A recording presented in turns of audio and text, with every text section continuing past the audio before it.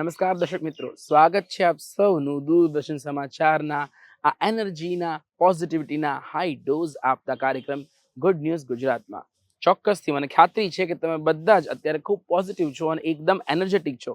ઉત્સવની મોસમ પૂર બહારમાં ખીલી છે અને સતત આવનારા દિવસોમાં આપણે તહેવારો માણવાના છીએ. તો ચાલો સાથે જ અમુક સકારાત્મક ખબરો માણીએ અને ફરીથી પોઝિટિવિટીનો હાઈ ડોઝ લઈ લઈએ.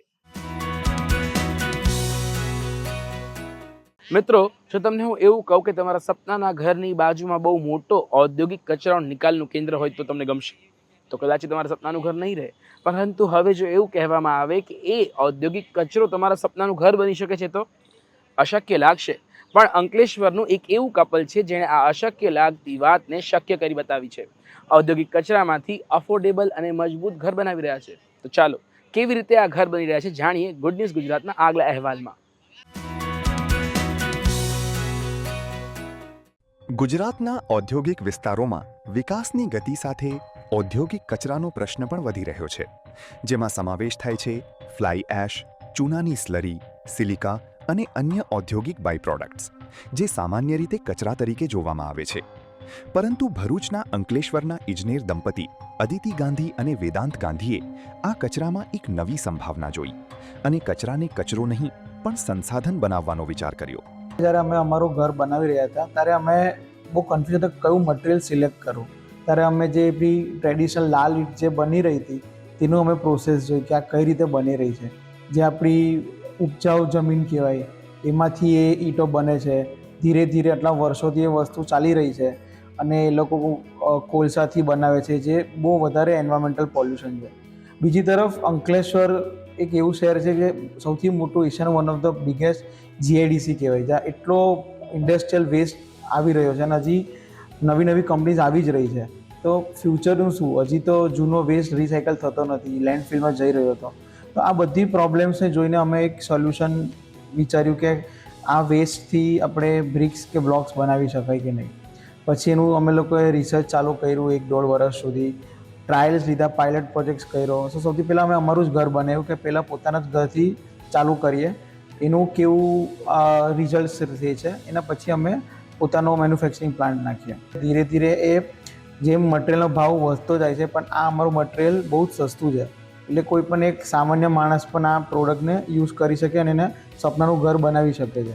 અને અમે હરેક પ્રોડક્ટ જે બને અમારાથી એનું અમારું લેબોરેટરી ટેસ્ટિંગ થાય, એનું સ્ટ્રેન્થ ચેક થાય અને એના પછી જ અમે અમારા કસ્ટમરોને અમે લોકો એ સેલ આઉટ કરીએ. તો અમે ઇન્ડસ્ટ્રીયલ વેસ્ટમાં ફ્લાય એશ, લાઇમ સ્લજ યુઝ કરીએ છીએ અને કન્સ્ટ્રક્શન વેસ્ટમાં અમે એકદમ ફાઇન એગ્રીગેટ અને ક્વોરી સેન્ડ જે કહેવાય એનો યુઝ કરીને અમે લોકો અલગ અલગ બ્રિક્સ અને બ્લોક્સ અત્યારે બનાવી રહ્યા છે.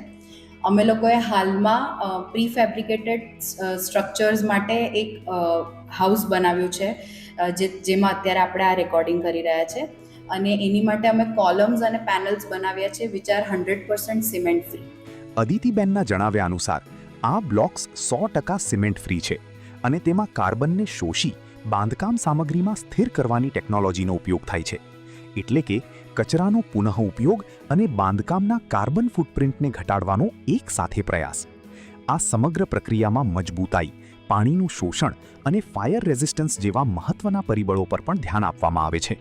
અમને નવા ફ્લાય એશની બ્રિક્સનું જાણ મળી, એની સ્ટ્રેન્થ બેટર કેવી રીતે છે, એ લોકો કેવી રીતે મેન્યુફેક્ચરિંગ કરે છે. એટલે મારી દ્રષ્ટિએ અમે આ પ્રોજેક્ટમાં વાપરવાની ચાલુ કરી છે. અને પહેલાં તો કોસ્ટ એફિશિયન્ટ છે ઘણી, બીજી આપણે મજબૂત ઘણી છે અને સૌથી મેઇન તો કે બહુ સસ્ટેનેબલ છે. આ ફ્લાયશની બ્રિક્સ તો છે જ, તેમજ બીજા એમના અન્ય પ્રોડક્ટ જેમ કે પેવર બ્લોક્સ છે અને હોલો બ્લોક્સ છે, એનું બી અમે એમની સાથે ટાઈઅપમાં મળીને અમારા પ્રોજેક્ટ્સમાં વાપરવાનું ચાલુ કર્યું છે. અમારા પ્રોડક્ટની USP એ પણ છે કે અમારા પ્રોડક્ટ્સ ટ્રેડિશનલ રેડ બ્રિક્સ કરતાં ચીપર છે. તમે આજે એક રેડ બ્રિકનો રેટ હોય તો એ એવરેજ 6 રૂપિયાથી શરૂ થઈને 12-13 રૂપિયા સુધી જાય છે ક્લાસ 1 કે ક્લાસ 2 બ્રિક્સમાં. વેરેઝ અમે લોકો અમારું બ્રિક્સ 4 ₹X ફેક્ટરી રેટ પર વેચી રહ્યા છે. અમારા મેન્યુફેક્ચરિંગ યુનિટના બાજુમાં બીજી એક પ્રધાનમંત્રી આવાસ યોજનાની હેઠળ એક ડેવલપમેન્ટ થઈ રહ્યું છે પ્રાઇવેટ હાઉસિંગનું, તો ત્યાં અમે લોકો અત્યારે અમારું મટીરિયલ આપી રહ્યા છે. ઔદ્યોગિક વિકાસમાંથી નીકળતા કચરાને ઘર બનાવવાની સામગ્રીમાં બદલવાનો આ પ્રયાસ ભવિષ્યના ગ્રીન અને સસ્ટેનેબલ કન્સ્ટ્રક્શન માટે એક નવી દિશા સૂચવે છે. ગુડ ન્યૂઝ ગુજરાત માટે ભરૂચથી ગૌતમ પટેલનો રિપોર્ટ. મિત્રો, ગુડ ન્યૂઝ ગુજરાતમાં અનેક વ્યક્તિઓની વાત કરીએ છીએ, એમની સ્ટ્રગલની વાત કરીએ છીએ. વ્યક્તિ બદલાય છે, એમની યાત્રા બદલાય છે, એમનું ગંતવ્ય સ્થળ બદલાય છે, પરંતુ બરકરાર રહે છે પોઝિટિવિટીનો બૂસ્ટર ડોઝ. તો આવો જ એક પોઝિટિવિટીનો ડોઝ આપતી આવનારી ખબર હવે જાણીએ.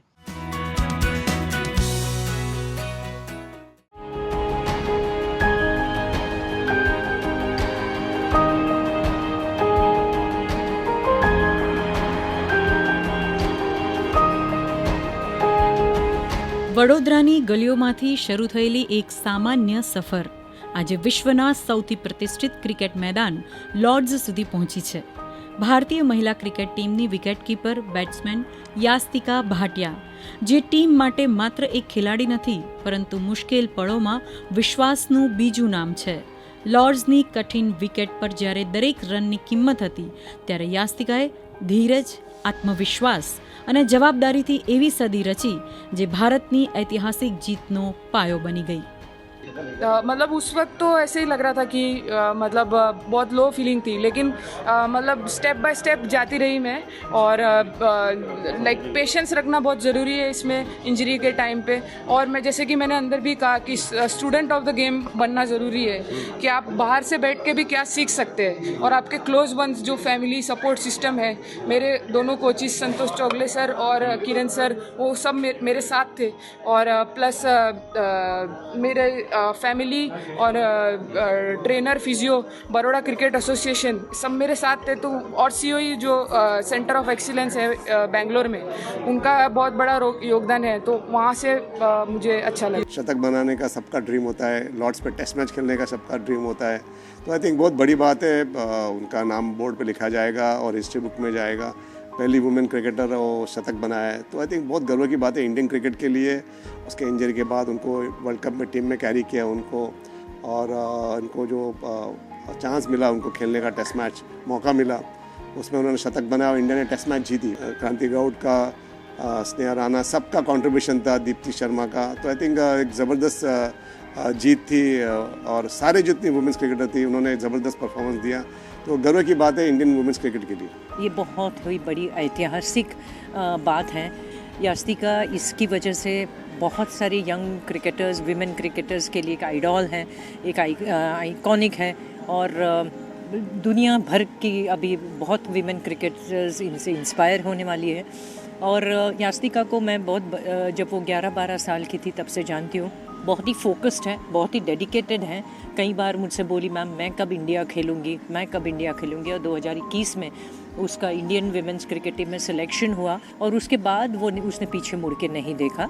પરંતુ દરેક તાળીની પાછળ એક મૌન સંઘર્ષ છુપાયેલો હોય છે. વર્લ્ડ કપ પહેલા થયેલી ઈજાએ યાસ્તિકાને મેદાનથી દૂર કરી દીધી. સપના અટકી ગયા, આત્મવિશ્વાસ પણ ડગમગી ગયો.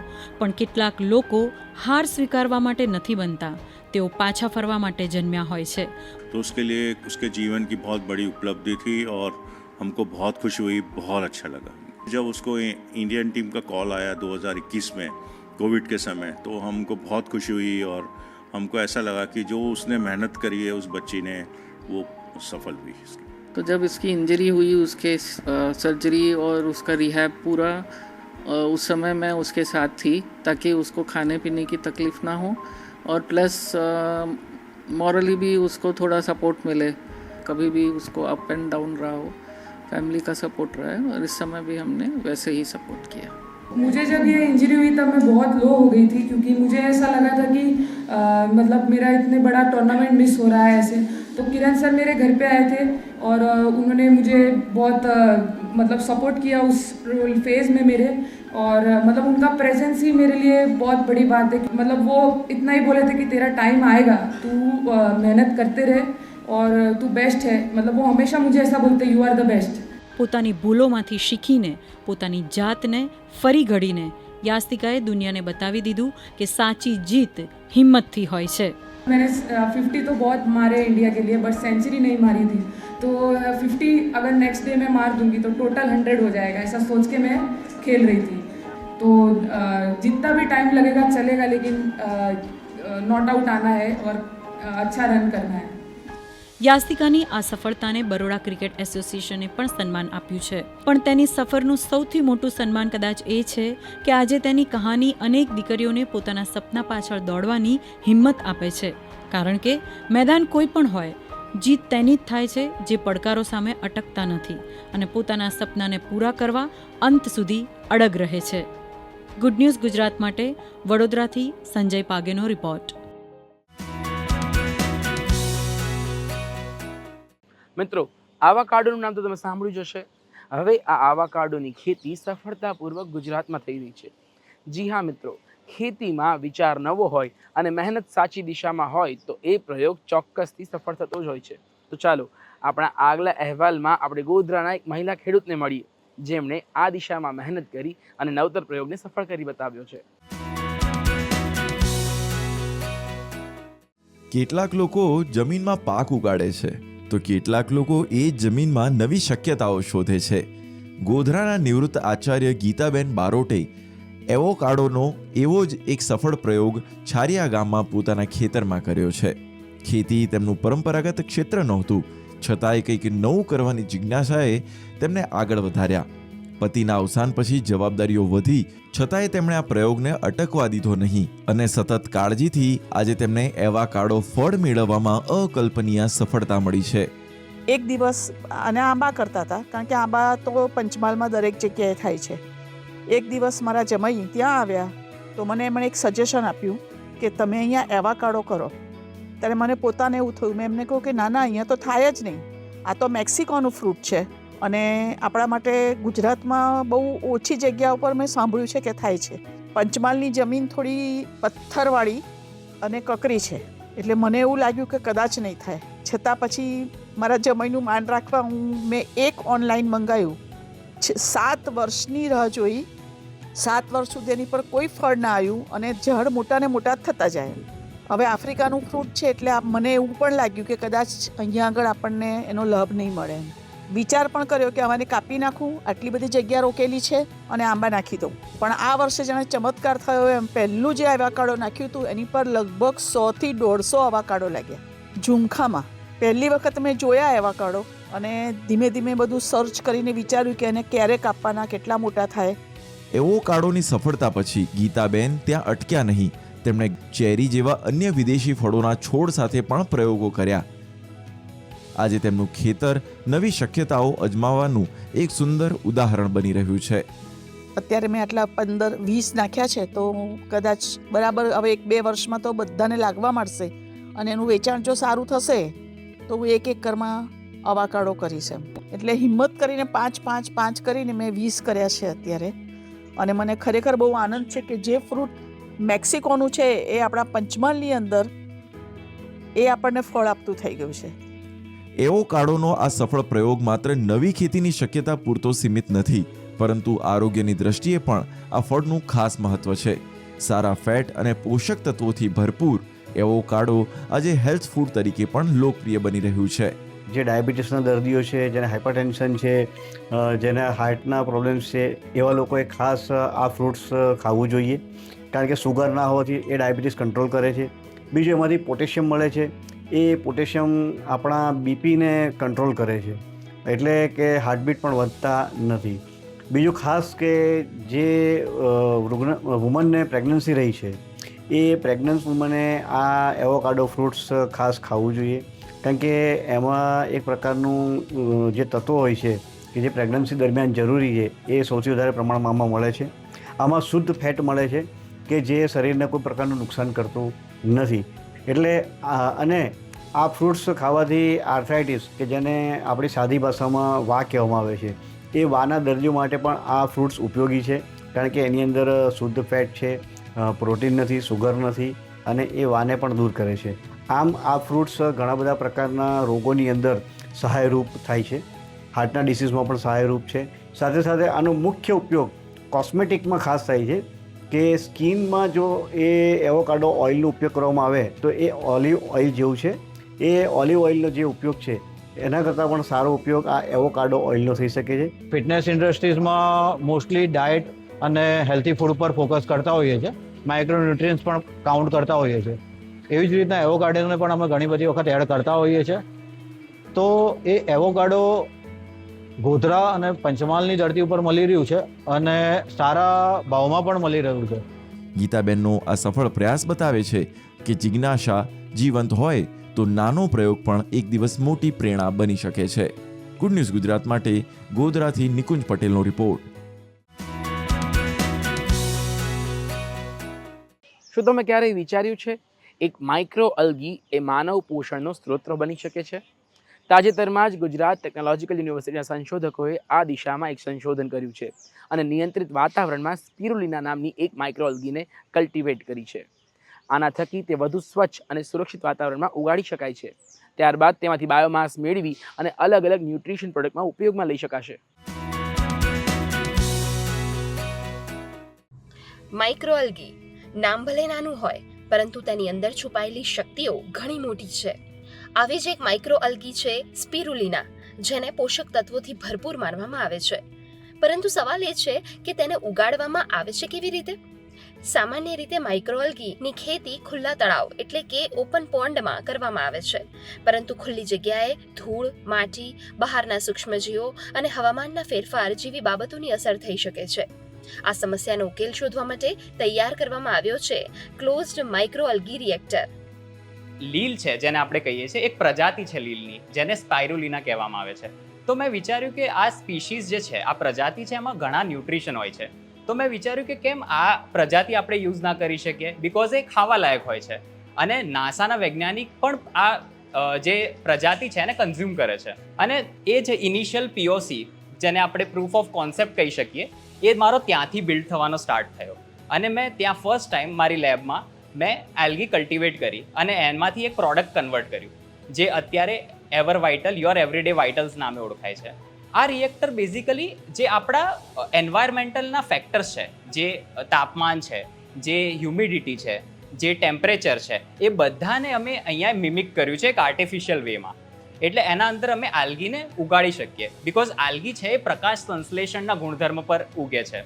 તો આમાં બેઝિકલી શું થાય છે કે આપણે વોટર એડ કરીએ છીએ, એના પછી એક માઇનર અમાઉન્ટ ઓફ આલ્ગીનું કલ્ચર આ રિએક્ટરમાં નાખીએ છીએ. જ્યારે આપણે સ્વિચ ઓન કરીએ તો એમાં લાઇટ ચાલુ થઈ જાય છે, જે સનલાઇટને મિમિક કરે છે.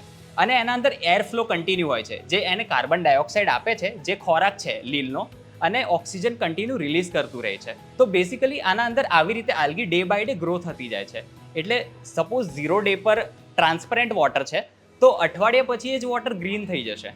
અને આ રિએક્ટરમાં એ એટલું એફિશિયન્ટલી ગ્રીન થાય છે, એટલે આલ્ગી એટલી એફિશિયન્ટલી ઉગે છે કે એમાં કોઈ જાતનું કન્ટામિનેશન નથી હોતું, જે બહુ જ હાઈએસ્ટ ક્વોલિટી બાયોમાસ આપણને મળે છે ફર્ધર એપ્લિકેશન માટે, જે પછી આપણે ન્યુટ્રિશનમાં વાપરવા માંગતા હોઈએ, ફર્ટિલાઇઝરમાં વાપરતા માંગતા હોઈએ, કે પછી કોઈ મેડિસિનમાં વાપરવા માંગતા હોઈએ. આ બધા જ એપ્લિકેશનના માર્ગ આ ડિવાઇસ થ્રુ ખુલી જાય છે.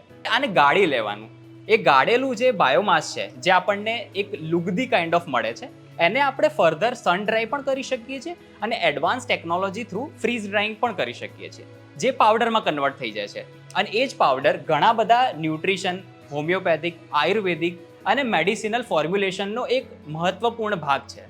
जिस तरह से हमें जब प्रोडक्ट बनाने रहेंगे ताकि ये जो अलगी है न्यूट्रिशनली बहुत रिच है, so many proteins, so many vitamins and other micronutrient present in algae. तो जब हम न्यूट्रिशनल प्रोडक्शन के लिए जाएंगे तो उसमें हमको एक केवल सिंगल काइंड ऑफ अलगी उसमें ग्रो होना चाहिए जो आपको मैक्सिमम न्यूट्रिशन एंड उस क्वालिटी को वो प्रॉपर रख सके. इसमें एक दिक्कत होता है कि जैसे कि बारिश आ रहा है तो we are not in our control, तो दैट टाइम थोड़ा कल्टिवेशन में ऊपर नीचे हो सकता है. लेकिन कंटेनराइज सिस्टम में आप 24/7 फॉर दी पूरे ईयर्स के लिए आप इसमें प्रोडक्शन ले सकते हो. Pharma industry always wants the purified product and non contaminated product. लेकिन ओपन पार्ट में ऐसे भी हो सकता है कि there are so many insect, so many other microorganisms will come into the pond and that create the additional hazardous things present in our product. But same thing we can overcome into the containerized system. આ ટેકનોલોજીની ડિઝાઇનને patent પણ મળ્યા છે અને હવે તેનો ઉપયોગ આગળ ઔદ્યોગિક ક્ષેત્રમાં કરવાની દિશામાં કામ થઈ રહ્યું છે. हम स्टूडेंट्स को पढ़ाई के साथ साथ स्टार्टअप में वो कैसे आगे बढ़े, उसका प्रोडक्ट कैसे लॉन्च हो, कमर्शलाइज कैसे करें, उसमें हम ज़्यादा फोकस कर रहे हैं. और यहाँ पर स्टूडेंट्स के लिए बहुत सारी पॉलिसी बनाई है GTU ने, जिसमें स्टूडेंट्स को सिर्फ आइडिया के बेस पे 2.5 लाख रुपए हम प्रोवाइड करते हैं. और एक बार आइडिया उसका प्रोटोटाइप बन गया तो प्रोटोटाइप बनने के बाद उसको और फंडिंग अपॉर्चुनिटी मिलती है GTU में, जैसे 10 लाख रुपए से लेके 30 लाख, और स्टार्टअप इंडिया की पॉलिसी में 1 करोड़ रुपए तक का उसको सपोर्ट मिलता है, जो यूनिवर्सिटी से हम उसको अलाइन करके देते हैं. जी पहले विद्यार्थी जो है वो पब्लिकेशन के पीछे भागते थे, पर अभी हम पब्लिकेशन तो करवाते ही है, साथ साथ में पेटेंट के ऊपर भी हम थोड़ा जोर दे रहे हैं, क्योंकि अल्टीमेटली कुछ प्रोडक्ट बनेगा और समाज में वो उसका यूज़ होगा तो वो ज़्यादा अच्छा है स्टूडेंट्स के लिए और समाज के लिए. ખુલ્લા તળાવથી લઈને ક્લોઝડ રિએક્ટર સુધીની આ સફર બતાવે છે કે આવનારા સમયમાં બાયોટેકનોલોજી માત્ર લેબોરેટરી પૂરતી નહીં રહે, પરંતુ પોષણ અને પર્યાવરણ બંને માટે નવા ઉકેલ લાવવામાં મહત્વની ભૂમિકા ભજવી શકે છે. કૃણાલ ચૌહાણ સાથે સુમન બોરાનાનો રિપોર્ટ. મિત્રો, વૈશ્વિક બજારમાં ગુજરાતની ગર્જના વધારે મજબૂત બની છે. નાણાકીય વર્ષ 2025-26 દરમિયાન દેશની રેકોર્ડ બ્રેક નિકાસમાં $110 બિલિયન યોગદાન આપી ગુજરાત બન્યું છે નંબર 1 એક્સપોર્ટ હબ. તો ચાલો જાણીએ કઈ પ્રોડક્ટ્સ અને કઈ નીતિઓના કારણે ગુજરાતને આ ગૌરવ પ્રાપ્ત થયું છે. વૈશ્વિક બજારોમાં આર્થિક અનિશ્ચિતતા અને વેપારી પડકારો વચ્ચે ગુજરાતે પોતાની મજબૂત ઔદ્યોગિક ક્ષમતા અને વૈશ્વિક સ્પર્ધાત્મકતાનો વધુ એક પુરાવો આપ્યો છે. નાણાકીય વર્ષ 2025-26માં દેશની રેકોર્ડ બ્રેક નિકાસમાં ગુજરાતે $110 બિલિયન યોગદાન આપીને દેશના એક્સપોર્ટ એન્જિન તરીકે પોતાની આગવી ઓળખ વધુ મજબૂત બનાવી છે.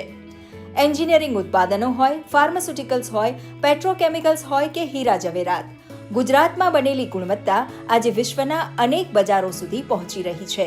ગુજરાતની ભૂમિ જ એન્ટરપ્રેન્યોર માટે વખણાય એવી ભૂમિ છે અને ગુજરાત જ્યારથી બિઝનેસ કરતા શીખ્યું છે ત્યારથી એનો એમ રહ્યો છે કે આપણે એક્સપોર્ટ કરીએ અને દેશની પ્રગતિમાં આપણો પોતાનો સહકાર હોય. અને આવું કરતા કરતા ગુજરાત એક્સપોર્ટની હરોળમાં અગ્રમ સ્થાને રહ્યા અને આપણા વેપાર ઉદ્યોગો પણ આપણે એક્સપોર્ટ તરફ જ વધારે ડેવલપ કરીએ છીએ. વિશ્વમાં આપણે ખૂબ મોટા પાયે આપણું નામ છે અને એમાંય રાજકોટની વાત કરું તો એન્જિનિયરિંગ સેક્ટરમાં ગ્લોબલી બીજો કોઈ ઓપ્શન રાજકોટ સિવાય બીજા કોઈ પાસે નથી. અને સોયથી માંડી અને એરોસ્પેસ સુધીના પાર્ટ્સ રાજકોટની અંદર એન્જિનિયરિંગ ગુડ્સ બને છે અને હવે મલ્ટિપલ ઇન્ડસ્ટ્રીઝો પણ ડેવલપ થઈ છે. આપણે આફ્રિકા ઉપર અને જુદા જુદા બીજા ગલ્ફના દેશો ઉપર પણ આપણે ખૂબ સારું એક્સપોર્ટ કરી શકીએ છીએ. અને આપણે આ બિઝનેસને આપણા ટ્રેડ ડેવલપમેન્ટ જે કરે છે આપણા મોદી સાહેબ, એના હિસાબે આપણે જુદા જુદા MOU થી પણ આપણે એને અગ્રેસર લઈ જઈ શકશું.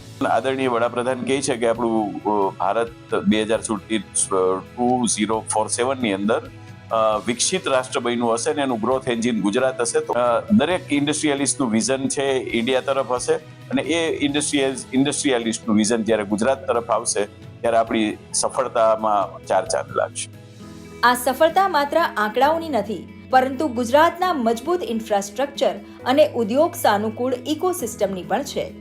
રાજ્યના આધુનિક બંદરો, શ્રેષ્ઠ કનેક્ટિવિટી, અસરકારક લોજિસ્ટિક્સ નેટવર્ક અને સ્પેશિયલ ઇકોનોમિક ઝોનોએ ઉદ્યોગોને વૈશ્વિક બજાર સાથે સીધા જોડ્યા છે.